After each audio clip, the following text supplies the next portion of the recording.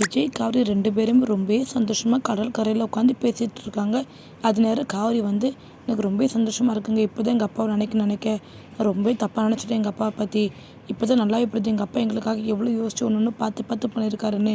எங்க அப்பாவை போய் இந்த மாதிரி நினச்சிட்டேன்னு" சொல்லிட்டு ரொம்பவே வருத்தத்தோடு இருக்கிறப்ப, நம்ம விஜய் வந்து காவேரி ரொம்பவே சந்தோஷப்படுத்துகிற விதமாக ரொம்பவே சந்தோஷப்படுத்தி நம்ம காவேரி விஜய் ரொம்பவே சந்தோஷமாக ஃபோட்டோலாம் எடுத்துக்கிறாங்க. அதே நேரம் அங்கேருந்து கிளம்பி போகிறப்ப இந்த பக்கம் ராகவ் ஏற்பாடு பண்ணி வச்சிருக்க ஆளை நம்ம ராகவ் பிளான் போட்ட மாதிரியே கரெக்டாக நம்ம காவேரி வர வண்டியை பார்த்து கரெக்டாக நோட்டை விட்டு வச்சுக்கிறாங்க. அதே மாதிரி அங்கேருந்து வண்டி வரவே இந்த பக்கம் லாரி செம்ம வேகமாக வருது. இதை கவனித்து விஜய் வந்து காவேரி லாரின்னு சொல்லி கத்துறப்பவே லாரி வந்து வேகமாக நம்ம காவேரி விஜய் இடிச்சு போட்டு அப்படியே நிற்காம போயிடுது. அதே நேரம் நம்ம காவேரி விஜயும் அங்கே ரத்த வெள்ளத்தில் கிடக்குறாங்க. அதே சுற்றி இருக்கவங்க எல்லாருமே என்ன ஆகிட்டு ஏதாட்டு சுற்றி ஓடி வந்து பார்த்துட்டு இருக்காங்க. அப்போது நம்ம காவேரி விஜய் ரத்தமாக கிடக்கிறத பார்த்தோன்னே எல்லாருமே பதறி அடிச்சுக்கிட்டு என்ன ஆச்சுன்னு தெரியல, யார் என்னென்னு தெரியல, இப்போ ரத்தமாக கிடக்காங்க. அது மட்டும் இல்லாமல் இந்த பொண்ணு வேறு இப்போ வாயு முகரமாக இருக்கும் போல், கர்ப்பமாக நரமாச கர்ப்பிணியாக வேறு இருக்காளே, ரொம்ப பயமாக இருக்கும். உடனே ஆம்புலன்ஸ் கூப்பிடுங்க அப்படின்னு சொல்லிட்டு அங்கே இருக்கவங்க ஆம்புலன்ஸை வர வைக்கிறாங்க.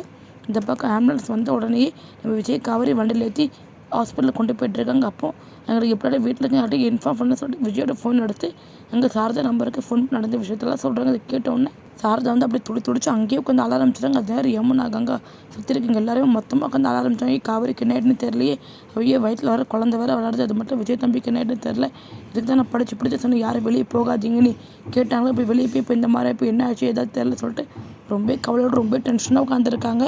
நம்ம காவேரிக்கு விஜய் இதோட ஆபத்து வரப்போது. அது மட்டும் இல்லாமல் விஜய் வந்து நம்ம காவேரி எப்படி காப்பாற்ற போகிறாங்க, விஜய் வர மயக்கத்தில் கிடக்காரு. பசுபதி ராகவ் பிளான் போட்ட மாதிரி விஜய்க்கு காவேரி உயிருக்கு ஆபத்து வந்துட்டு காவேரிக்கு ஏதாட்டும் ஆபத்து வரப்போதா என்ன, இல்லைன்னா காவேரியோட வயிற்றில் உள்ள குழந்தைக்கு ஆபத்து வரப்போதா, இனிமேல் பொறுத்து வரப்போகிற இப்படிலாம் பார்த்து தெரிஞ்சுக்கலாம். தேங்க்யூ ஃபார் வாட்சிங்.